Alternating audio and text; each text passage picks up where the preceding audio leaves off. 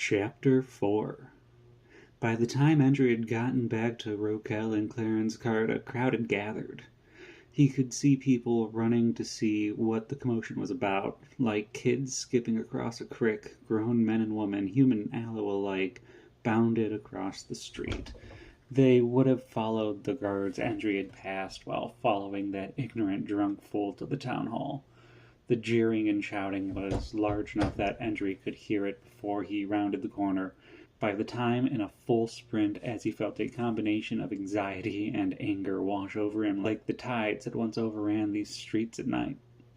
The malicious gathering was thick enough that Endry couldn't see through the thicket of flesh and hemp fabrics, having to use his strength and the spear shaft he had pulled from over his shoulder in his rapid gait to shove the agitated citizens aside in order to aid his ganged-on friends. Claren had all but engrossed Rokel with his size, shielding her from the garbage that the crowd had been throwing at the multicolored couple from both the street at current ground level as well as from the elevated porches in front of the shops.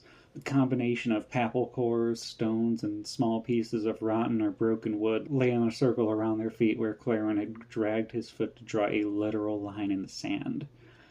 Endry could see where he stood that the curly, dark beard hair that covered the kind-hearted, burly merchant's face was matted and shiny with the dark blood, almost black, from stones that had struck him, one on the temple and one on the opposite cheek, but Claren stood resolutely passive, focused solely on the defense of his partner, while small cuts and bruises multiplied over his arms and chest as the crowd continued to lob both curses and trash at Claren, while Rokel was curled in his arms as he crouched over her, shaking.